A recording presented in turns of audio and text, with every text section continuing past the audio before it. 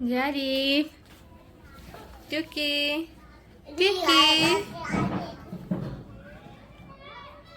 জারিফ দরজা লাগিয়ে দিচ্ছে।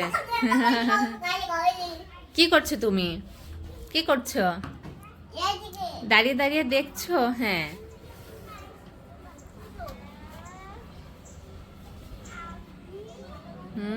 সবাই খেলাধুলা করছে।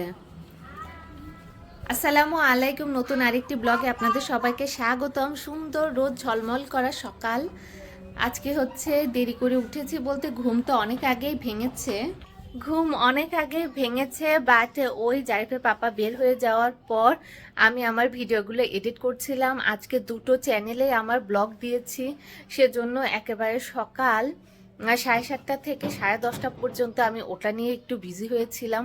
এডিট করা, আপলোড করা, নেট স্লো, আস্তে আস্তে আপলোড হয়। তো জারিফের কাছে শুয়েছিলাম, সেজন্য জারিফও নড়চড় করছিল। তারপর আমাকে পাশে পেয়ে ও আরও লম্বা ঘুম দিয়েছে। তার মানে আজকে দুপুরের ঘুমের 12টা বেজেছে, আজ আমার দুপুরের কাজেরও 12টা বেজেছে। যাই হোক, আর জারিফ এখন বাহিরে বাচ্চাদের খেলাধুলা দেখছে। শীতের দিন হচ্ছে মিষ্টি রোদ ওঠে সকালে, সব বাচ্চারা হচ্ছে বাড়ির সামনে এখন খেলাধুলা করে। সকাল সকাল আজ সব নেমে পড়েছে, তো জারিফ ওটা দেখছে।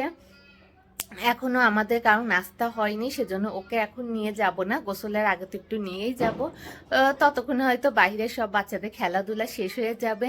আর কাল জারিফের পাপা জারিফকে বাহিরে নিয়ে গিয়েছিল, উনি বুঝেছে জারিফকে বাহিরে নিয়ে যে কিভাবে কি করি আমি বা জারিফ আমার সাথে কি করে।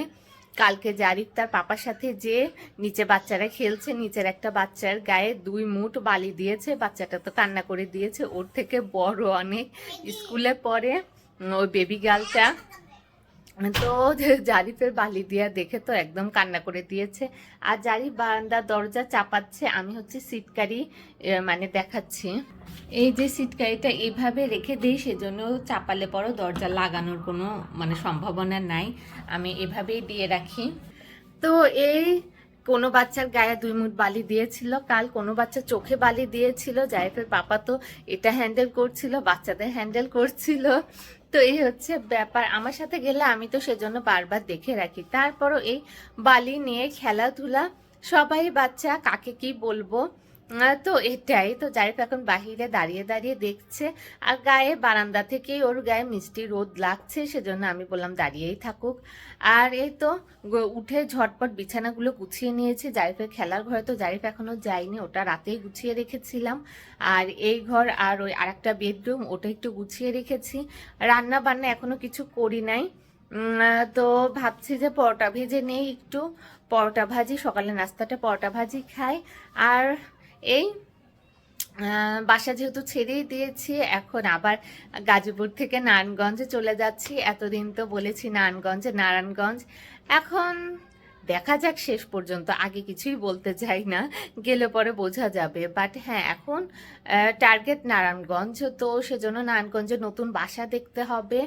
তো আব্বু আম্মু একটু ঘুরতে মানে দেশের বাড়িতে গিয়েছিল, এখনো আসে নাই, রওনা দিবে। তো ওনারা আসলে পরে এরপরে আমি যাব, যে আমার বাসা দেখতে হবে। এই বাসা তো ছেড়ে দিয়েছি, এই বাসা ভাড়াও হয়ে গেছে, কিন্তু এখন পর্যন্ত আমি কোনো নতুন বাসা দেখি নাই। আব্বু কয়েকটা দেখেছে, এখন আমি যে ফাইনাল করব। আর জারিফের পাপা তো এই যে এই বাসা নেওয়ার পর আমি ওনাকে কয়েকটা কথা শুনিয়েছিলাম, যে এত বড় বাসা দিয়েছো, দেখে নেওনি, মানে কিছু টাকা সেভ হলে অন্য কাজে ব্যবহার করতে পারতাম, এই সেই। এখন উনি এখানে তো কিছু বলে না, কারণ নিয়েই নিয়েছে, তখন মাথায় বুদ্ধি ছিল না। এখন আমাকে এমন লিস্ট দিচ্ছে বা এমন টার্গেট দিচ্ছে যে এটার ভেতরে বাসা নিতে হবে, কিন্তু এটা এখন সম্ভব না, কারণ এখানকার থেকে নারায়ণগঞ্জে বাসা ভাড়াটা বেশি। এক এক জায়গার হচ্ছে কি বলবো লাইফস্টাইলে, তারপরে খরচ এক এক রকম। আর আমি যেরকম নিতে চাই সেটা তো অবশ্যই সে যে মানে একটা লিস্ট বা যে একটা টার্গেট বেঁধে দিয়েছে, ওই টার্গেটের ভেতর তো নাও হতে পারে। তো যাই হোক, আমি আগে আমার আর আমার বাচ্চার সেফটি দেখব, বাকি সব কিছু ওনার ওই টার্গেটের ভেতরে হলে হবে, না হলে নাই, এটা আমার কিছু আসে যায় না। আর যারা থাকবে তারাই বোঝে যে তার কেমন বাসা লাগবে, বা কি দূর থেকে অনেকে বলতেই পারে যে এত টাকা দিয়ে বাসা নেওয়ার কি দরকার, কম দামি বাসা দেখো এই সেই। আসলে কম দামি বাসার সাথে সাথে আরো অনেক কিছু, মানে বাসার সাথে সাথে আরো অনেক কিছু দেখতে হয়, বাসার সেফটি, বাসার সিকিউরিটি, তো সব কিছু দেখে তারপরে বাসা নিতে হয়, বাচ্চা নিয়ে থাকা। তো এটাই। আর বাসাটা এমন একটা জিনিস যেটার ভেতরে ঢুকে মানুষের একটা শান্তি লাগবে, ভালো লাগবে। কারণ বাচ্চা আর গৃহিণীরা তো বাচ্চা আর গৃহিণী ওনারা তো বাড়িতেই বেশি সময় কাটায়, বাড়ি ওনাদের সবকিছু। তাই বাসাটা এমন নিতে হবে যেটাতে থাকতে ওনাদের ভালো লাগে, শান্তি লাগে। আর গাজীপুর এখন ছেড়ে যেতে কষ্ট লাগছে, কারণ সবুজে ঘেরা এই সোসাইটি। জারিফের তো শৈশবে খুব সুন্দর স্মৃতি হয়ে থাকবে এই গাজীপুর, তারপর এই কলোনিটা, কারণ খুবই সুন্দর, খোলামেলা বাতাস, এখনো বাতাস হচ্ছে বাহিরে, তারপর রোদ ঝলমল, তারপর বাচ্চাদের সাথে জারিফ খেলাধুলা করতে পারে। তো খুবই সুন্দর। তো এই সব কিছু মাথায় রেখে এবার হচ্ছে আমার 3 নাম্বার বাসাটা খুঁজতে হবে। তো এই হচ্ছে ব্যাপার, সেজন্য যাব বাসায়। আর হ্যাঁ, মানে যার সাথে মানে শুরু থেকে মানুষ যেমন করে আসে বা যেরকম করে বা যেরকম দায়িত্ব পালন করে আসে, সারা জীবন কিন্তু মানে একই গতিতে ওটা চলে। যেমন অনেকের বাসায় কিন্তু এত বেশি মেহমান যায় না, সে কখনো এত বেশি মেহমানদারি করে নাই। আর যে শুরু থেকে মেহমানদারি করে আসছে তার হচ্ছে কি বলবো, জীবনের শেষ পর্যন্ত একটা টার্গেট থাকে, বা মানুষেরও এরকম একটা টার্গেট থাকে যে ওনার বাসায় না বলে গেলে পরেও সমস্যা নাই, বা ওই বাসাতে যে ঝামেলা হতে পারে, বা ওই বাসাতে যে আগেকার দিন শেষ হয়ে নতুন নতুন একটা দিন এসেছে, নতুন একটা সময় এসেছে, তাদের বাচ্চা কাচ্চা বড় হয়েছে, অনেকে এটা মাথায় রাখে না। আর সে আগে এরকম করে আসছে, সে এখনো এরকমই করবে।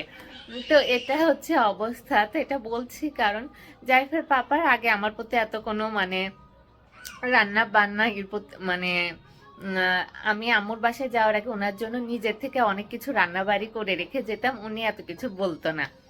কিন্তু হ্যাঁ, এখন নিজের থেকে বলছে যে হ্যাঁ তুমি কয়দিনের জন্য যাচ্ছ, রান্নাবাড়ি করে রেখে যেও কিছু, আমি এসে কি খাবো এই সেই। আমি বললাম ওরে বাবারে, মানে মানুষের সাথে ফার্স্টে যেরকম করা যায় মানে ওটাই একটা নিয়ম হয়ে যায়, কিংবা ওটাই একটা ধারা হয়ে যায় যে তাকে সবসময় এরকমই করতে হবে। তো যাই হোক, কিছু রান্না আছে, আবার কিছু রান্না করে রেখে যাব আজকে। তো এবার গেলে পরে তো বেশি ট্যুর দিব না, কারণ কাজে যাচ্ছি। আর এখানেই আর কয়দিন আছে, এখানে আসবো, প্যাকিং আছে, গোছগাছ আছে, তাই বেশি দিনের জন্য যাচ্ছি না, কয়েকদিনের জন্য যাচ্ছে। গিয়ে মেন টার্গেট বাসা দেখা, বাসা ফিক্সড করে রেখে আবার এখানে আসতে হবে। এখানে গোছগাছ আছে, গোছগাছ করে তো এই মাসে 30 তারিখের ভেতরেই বের হয়ে যেতে হবে। 29 তারিখ টার্গেট, এখন দেখা যাক কি হয়। তাহলে ঠিক আছে, এখন যে খাওয়া দাওয়া সব রেডি করি। আর জারিফ এই তো বারান্দায় আছে, ও বারান্দায় একটু থাকুক, আমি তাহলে রান্নাঘর থেকে একটু ঘুরে আসি। এই যে আমার জারিফ সোনা, আর ওইদিকে কিছু বাচ্চা ফুটবল নিয়েও বের হয়েছে। এই তো ফুটবল নিয়ে বের হয়েছে। আর এই যে জারিফ তার এই যে এখানে বাচ্চারা সব বালি নিয়ে খেলাধুলা করছে। জারিফও এখানে যেতে চায়, কিন্তু একটু পর যাবো বাবা। ও বাবালে বাবা, আচ্ছা ঠিক আছে ঠিক আছে, আচ্ছা দেখি। আচ্ছা এই যে দেখো, এই দেখ,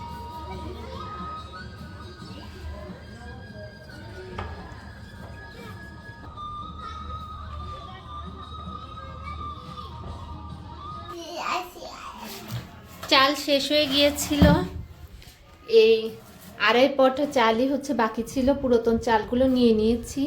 এই তো কেন পোকা হয়েছিল কে জানে। তো এগুলো ভালোভাবে ধুয়ে আজকে রান্না করব। এই যে আমার জারিফ সোনায়, তো এটা ভালোভাবে মুছে ক্লিন করে নিয়েছি। আর কালকে এই তো চাল এনেছে, বস্তা আনে নাই, 5 কেজি আনছে। তো বললো যে বাসা চেঞ্জ করে এরপরে ওখানে যেয়ে তারপরে 1 বস্তা চাল নিয়ে আসবে। তো এই কয়দিন তো আর লাগবে না, সেজন্য এই 5 কেজি নিয়ে এসেছে। এখন এটা এখানে ভালোভাবে ঢেলে রাখি, এটা তো ভালোভাবে মুছে পরিষ্কার করেছি। তো এই আগেরটাতে কেন পোকা হয়েছিল কে জানে। এই যে এরকম কিছু করা দেখলে আমার ছেলে খুবই মজা পায়। হয়েছে পাপা, রেখে দাও। এখন এটা রেখে দেই। আর ওদিকে হচ্ছে মাছ বের করে রেখেছি, পাঙ্গাস মাছ, ইলিশ মাছ। আজকে হচ্ছে ইলিশ মাছ রান্না করব। আর 3 পিস বড় বড় পাঙ্গাস মাছ আছে, ওটা ছোট ছোট পিস করে পেঁয়াজ দিয়ে ভুনা করে রেখে যাব। জাইফের পাপা যে কয়দিন আমরা থাকবো না সে কয়দিন খেতে পারবে। 1 বক্স গরুর মাংস আছে, মাছ রান্না করব, ফ্রিজে সবজিও আছে, দেখা যাক কি করি। পরোটা ভাজতে চেয়েছিলাম, এরপরে দেখলাম যে ফ্রিজে অল্প একটু খিচুড়ি আছে, তাই ঝটপট ভাবলাম একটা ডিম দিয়ে এই খিচুড়িটাই ভেজে নিই, এতেই আমার সকালের নাস্তা হয়ে যাবে। এমনি অলরেডি 12টা বেজে গেছে, তো ঝটপট নাস্তা করে জারিফকে কিছু খাইয়ে তারপর রান্নার কাজে যেতে হবে আমার।